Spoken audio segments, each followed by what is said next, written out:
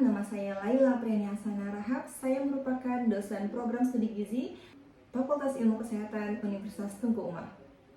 Pada video ini saya ingin menyampaikan pernyataan diri saya dalam unjuk kerja Tridharma Perguruan Tinggi di bidang pengajaran, khususnya pada mata kuliah yang saya ampu yaitu manajemen program gizi. Pada mata kuliah ini menggunakan metode DAI, di mana metode ini berfokus pada student center learning, blended learning, diskusi kelompok, dan studi kasus. Mata kuliah manajemen program gizi merupakan mata kuliah wajib bagi mahasiswa semester genap pada program studi gizi dengan bobot 2 SKS.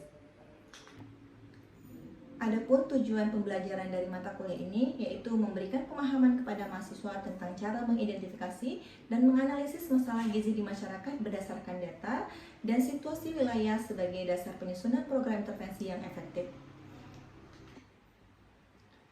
Mata kuliah ini juga membantu mahasiswa untuk berpikir kritis, kreatif, dan mampu memecahkan masalah. Adapun CPL Prodi yang dibebankan pada mata kuliah ini yaitu sebagai berikut. Yang pertama, yaitu mampu merancang, mengelola, dan melaksanakan pelayanan dan intervensi gizi yang efektif. Kemudian, mampu membuat perencanaan, mengorganisir, dan mengevaluasi pelayanan gizi di masyarakat. Adapun CPMK dalam mata kuliah ini yaitu mampu menjelaskan konsep dan prinsip manajemen dalam perencanaan program gizi masyarakat, kemudian menganalisis masalah gizi masyarakat berdasarkan data dan situasi wilayah sebagai dasar perencanaan program gizi. Selanjutnya yaitu menyusun perencanaan program atau intervensi yang efektif sesuai dengan kebutuhan masyarakat. Kemudian yang keempat adalah melaksanakan kegiatan program atau intervensi gizi secara sistematis dan sesuai dengan prinsip manajemen program gizi. Dan yang terakhir yaitu melakukan monitoring dan evaluasi program pelayanan gizi masyarakat. Dari beberapa CPMK yang telah saya jelaskan tadi, kemudian mata kuliah ini diturunkan menjadi beberapa sub CPMK. Yang pertama yaitu menjelaskan pengertian dan tujuan manajemen program gizi. Yang kedua yaitu memahami dan menjelaskan terkait kebijakan dan strategi manajemen program gizi di tingkat daerah dan nasional. Yang ketiga yaitu menganalisis situasi masalah gizi yang ada di masyarakat. Selanjutnya yaitu penentuan prioritas masalah gizi di masyarakat. Yang kelima berkaitan dengan analisis penyebab masalah gizi yang ada di masyarakat. Yang keenam yaitu membuat perencanaan intervensi gizi di masyarakat. Dan yang terakhir yaitu melakukan monitoring dan evaluasi program gizi di masyarakat. Mata kuliah ini ada 16 kali pertemuan, yaitu pertemuan minggu pertama sampai minggu 7 pemberian materi dan tugas secara mandiri dan kelompok. Pada pertemuan ke-8 dilakukan ujian tengah semester. Pada pertemuan ke-9 sampai ke-15 yaitu pemberian materi dan tugas secara mandiri dan kelompok. Dan pada minggu ke-16 yaitu dilakukan ujian akhir semester. Adapun sumber referensi yang digunakan pada mata kuliah ini yaitu ada sumber utama dan ada sumber pendukung, di mana sumber utama berkaitan dengan buku-buku manajemen program gizi dan sumber pendukung berkaitan dengan artikel-artikel terbaru yang membahas terkait masalah-masalah gizi yang ada di Indonesia. Adapun indikator bobot penilaian pada mata kuliah ini yaitu yang pertama berkaitan dengan etika dan keaktifan di kelas sebesar 15%, berkaitan dengan tugas sebesar 25%, ujian tengah semester sebesar 30%, dan ujian akhir semester sebesar 30%. Demikian informasi yang dapat saya sampaikan berkaitan dengan mata kuliah manajemen program gizi. Berikut adalah cuplikan proses pembelajaran manajemen program gizi. Assalamualaikum warahmatullahi wabarakatuh.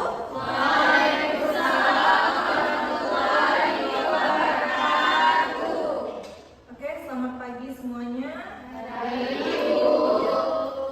Apa kabar? Oke, baik, dari semangatnya artinya semua sudah sarapan ya? Ya. Jadi hari ini adalah pertemuan ke-6 kita pada mata kuliah manajemen program gizi ya. Jadi sebelum kita masuk pada perkuliahan hari ini ya, kita baiknya melakukan absensi ya, absensi dulu di handphone masing-masing, di dalam pintunya masing-masing. Silahkan.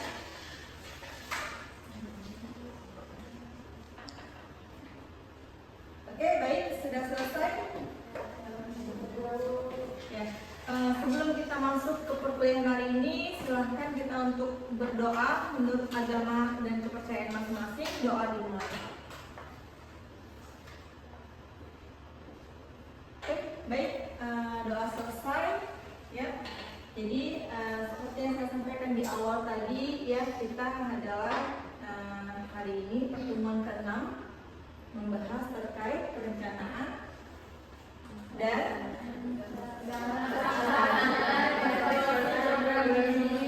ya, baik ya. Jadi sedikit kita merefresh ya untuk pertemuan yang di minggu lalu, yaitu terkait masalah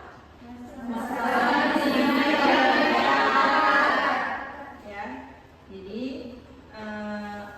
Ibu mau tes nih, masih ingat nggak apa yang kita pelajari di minggu lalu ya? Jadi di minggu lalu kita mempelajari terkait masalah stunting, anemia, gizi buruk, ya, obesitas dan yang lain-lain ya. Nah, jadi masih ada yang ingat nggak apa sih dampak jangka pendek dan jangka panjang dari stunting? Ya, silakan Uca.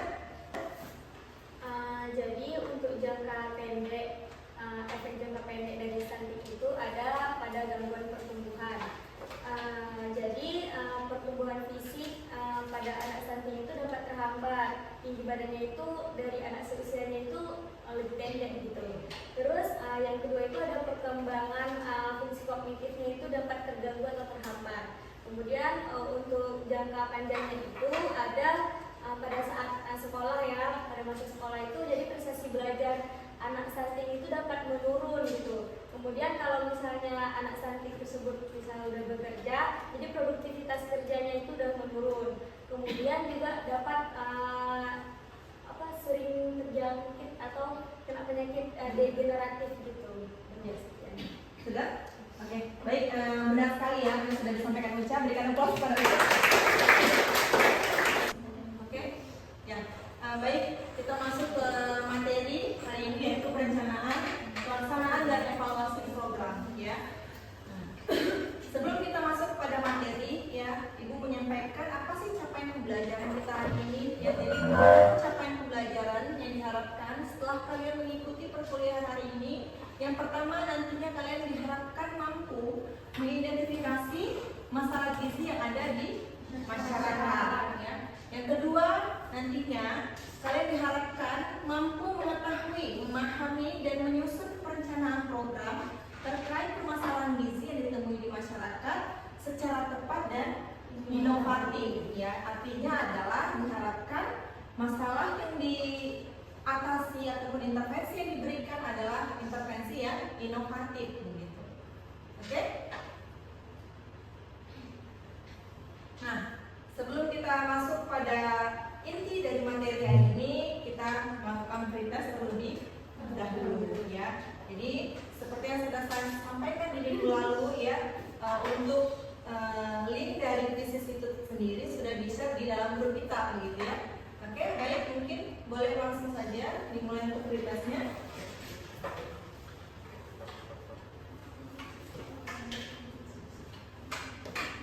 Oke, sudah selesai? Sudah ya.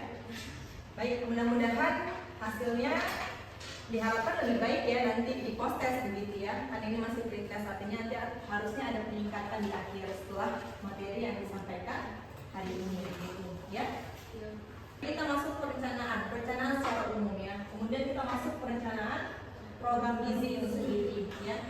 Perencanaan program gizi adalah proses penyusunan kegiatan berdasarkan hasil analisis situasi dan masalah gizi, penentuan prioritas, penetapan tujuan, sasaran, strategi, serta rencana pelaksanaan program untuk mengatasi masalah gizi ya.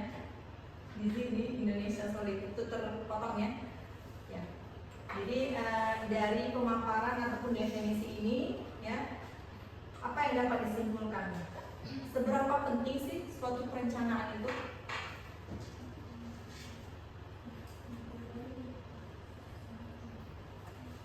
Ada nggak pengaruhnya rencana yang matang dengan keberhasilan dari tujuan yang telah kita tetapkan? Ada ya. Jadi perencanaan itu adalah bagian besar dari suatu keberhasilan. Ya kan? Tujuan itu kan adalah bagian dari proses perencanaan itu sendiri begitu. Ya kan? Nah, jadi harus ditekankan, harus ditanamkan bahwasannya perencanaan itu adalah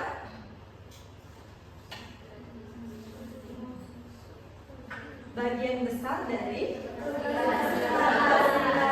keberhasilan ya. Jadi selalu diingat gitu ya.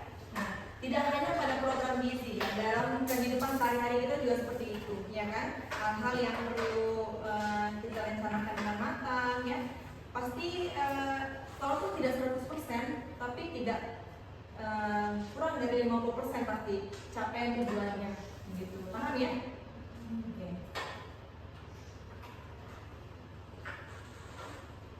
Nah, berikut adalah 5 langkah penting dalam perencanaan ataupun perencanaan untuk program gizi ya. Adapun langkah pertama yang nanti akan kita pelajari yaitu terkait analisis situasi ya, berkaitan dengan pengumpulan data masalah itu sendiri. Yang kedua adalah analisis masalah ya. Yang ketiga nantinya adalah analisis tujuan ya. Kemudian yang keempat adalah analisis alternatif ya. Dan yang kelima adalah menyusun rencana kegiatan dalam bentuk POA ya. Jadi yang kita bahas hari ini adalah sampai di poin 2, 1 dan 2 ya.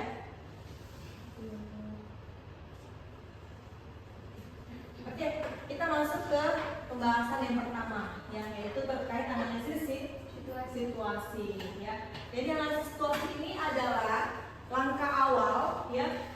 Langkah awal perencanaan untuk mengumpulkan dan menganalisis guna mengidentifikasi data tentang status gizi, sasaran, lingkungan, potensi dan sumber daya ya. Jadi di sini kita melakukan ataupun mengobservasi ya, kata lain. Nah, untuk mendapatkan ataupun melakukan analisis situasi ini apa yang dapat kita lakukan? Untuk mendapatkan data, melihat sasaran lingkungannya ya, kemudian potensi dan sumber daya. Untuk mendapatkan data biasanya kita dapat dari mana? Ada yang namanya data primer dan sumber, ya kan? Kalau data primer artinya data yang didapatkan secara langsung ya, artinya kita turun langsung untuk melakukan melakukan observasi, pengukuran dan yang lain-lain. Kalau data sekunder ya, data yang didapatkan dari institusi dan yang lainnya ya. Jadi salah satunya adalah proses analisis situasi yang bisa kita dapati dari data primer dan sekunder begitu ya. Nah, di sini dapat kita lihat bersama dari mana data kita dapatkan untuk proses analisis situasi begitu ya. Nah, yang pertama adalah dari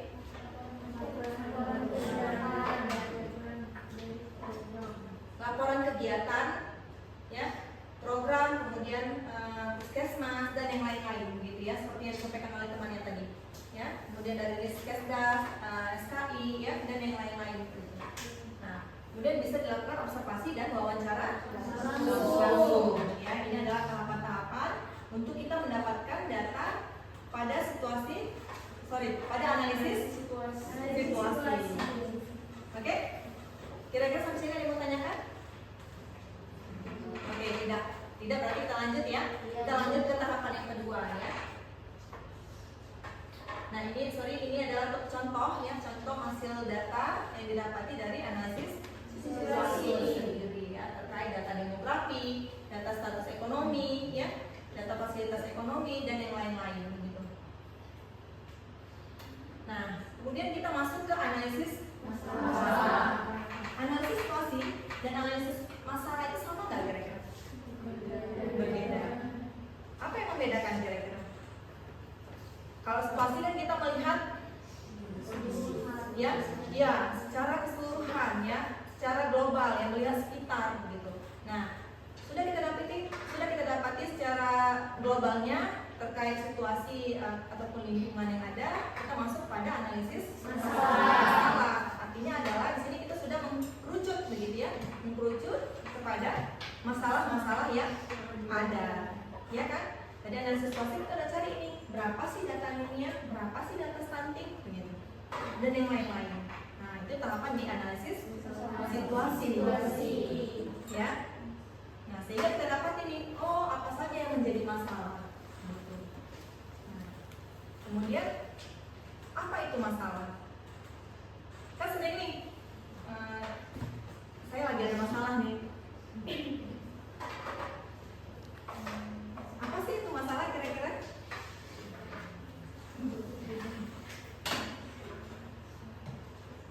Sesuatu yang menghambat tujuan tadi. Ya, jadi sesuatu yang tidak sesuai dengan tujuan tadi kan harapan ya. Iya, sesuatu hal yang tidak sesuai dengan harapan kita. Ya. Nah, jadi itu adalah masalah ya.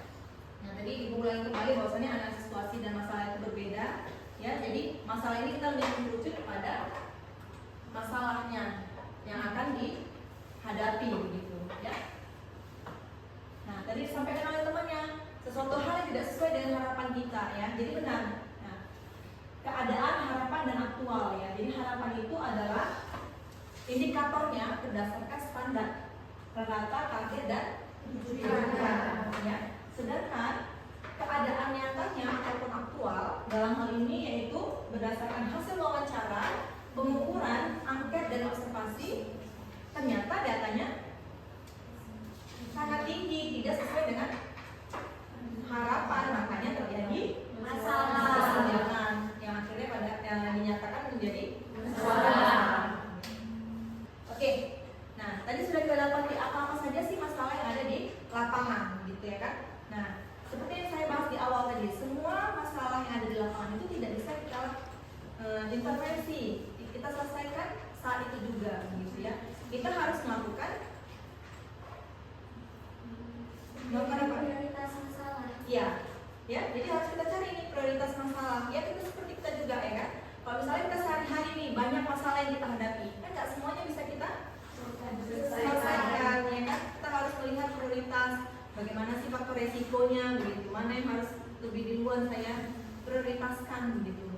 Ya, begitu juga pada program gizi ini, begitu. Ya, nah jadi ya pada prioritas masalah ini ada metode USG. Ya, apa itu USG?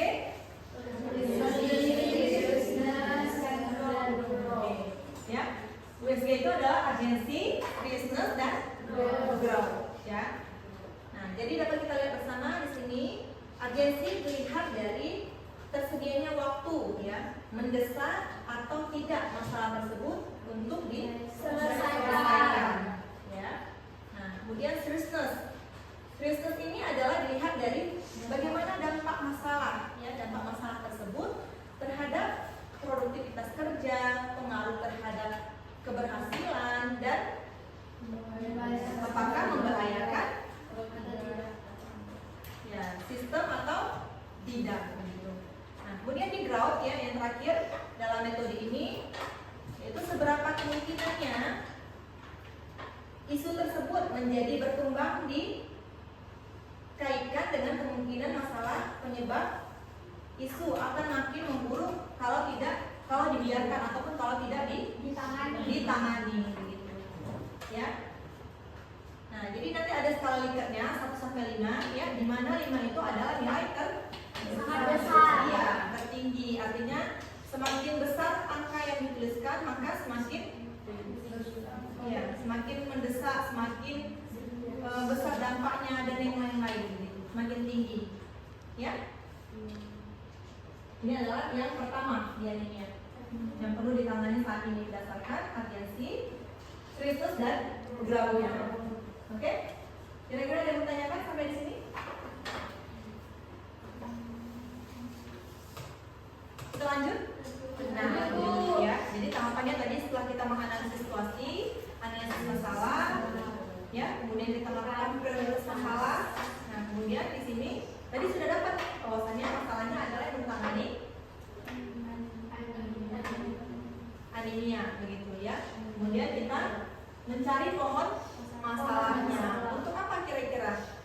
kita tahu, oh masalahnya ini disebabkan oleh ini. Tujuan akhirnya apa? Agar nanti intervensi yang dilakukan tepat sasaran. Oke, sampai di sini ada yang mau tanyakan kira-kira sebelum kita masuk ke diskusi? Enggak ya? Paham semua ya? Saya rasa semua sudah jelas ya. Baik, kita lanjut ke tahapan diskusi ya. Jadi nantinya saya akan membagikan 4 kelompok ya. Boleh silakan langsung duduk pada kelompok yang masing-masing. Ya baik, nanti di kelompok 1 itu melakukan analisis situasi ya. Untuk kelompok 2 itu melakukan analisis prioritas masalah.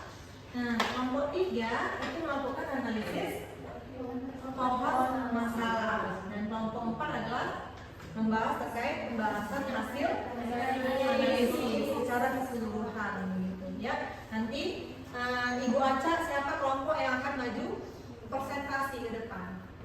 Oke, silakan untuk dimulai diskusinya.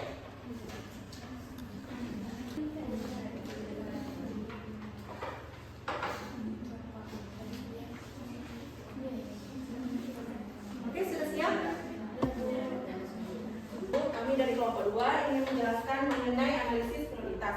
Di sini kami sudah melakukan analisis prioritas dan dari masalah ini kami mengambil prioritas yang pertama yaitu anemia dan skornya 12. Nah, kami mengambil anemia karena anemia dapat berdampak pada pendarahan dan juga dapat menimbulkan angka kematian dan juga dapat menimbulkan dampak yang sangat signifikan kepada janin yang ada di dalam kandungan. Baik, sudah selesai apa yang sudah didiskusikan. Oke, berikan aplaus kepada tim. Silakan duduk. Terima kasih untuk kelompok 2 atas pemaparannya. Oke, boleh dengar. Oke, baik. Dengan berakhirnya diskusi kita tadi, ya, maka berakhir pula pertemuan kita hari ini, ya. Jadi sebelum kita mengakhiri pertemuan hari ini, kita melakukan post test ya. Tadi kita sudah melakukan pre-test, saat ini kita melakukan post test. Silakan untuk melakukan post test di fisiknya di handphone masing-masing. Oke, sudah selesai? Oke, baik ya. Nah, sebelum menutup di akhir ya, Ibu harapkan ada kesimpulan ya, ada kesimpulan yang dapat kalian ambil dari apa yang sudah kita pelajari hari ini. Boleh ada yang bisa menyimpulkan apa yang sudah kita pelajari hari ini? Siapa yang bisa? Salwa, Bu. Ya, silakan Salwa. Jadi kesimpulan yang saya dapat pada materi hari ini yaitu analisis situasi merupakan tahap awal dalam perencanaan program gizi untuk mengidentifikasi kondisi kesehatan masyarakat, masalah gizi yang ada, faktor penyebab serta data pendukung yang diperlukan. Kemudian hasil analisis situasi dapat memberikan gambaran secara keseluruhan mengenai kondisi wilayah sehingga dapat menjadi dasar dalam pengambilan keputusan dan penyusunan program gizi yang sesuai dengan kebutuhan. Oke, baik, luar biasa. Terima kasih Salwa. Nah, jadi tadi Salwa menyimpulkan berkaitan dengan analisis situasi. Ya, ada lagi yang bisa menyimpulkannya? Ya, silakan, Radiatul. Kesimpulan di analisis masalah dilakukan dengan menentukan prioritas masalah menggunakan metode OSD dan mengidentifikasi akar penyebab melalui pohon masalah. Hasil dari kedua analisis tersebut menjadi dasar dalam merancang program gizi yang tepat sasaran, efektivitas dan sesuai dengan kebutuhan masyarakat. Oke, baik, luar biasa. Terima kasih Radiatul. Ya. Jadi luar biasa apa yang sudah disimpulkan oleh teman-temannya ya. Nah, jadi tadi podcast juga sudah kita lakukan ya. Ini adalah sedikit quotes dari saya untuk memotivasi kita semua ya. Di sini disampaikan bahwasannya tujuan dari belajar adalah terus bertumbuh ya. Akal tidak sama dengan tubuh. Akal terus bertumbuh selama kita tumbuh ya. Oke, tepuk tangan untuk kita semua. Ya, baik, saya sudahi pertemuan hari ini. Semoga bermanfaat. Assalamualaikum warahmatullahi wabarakatuh.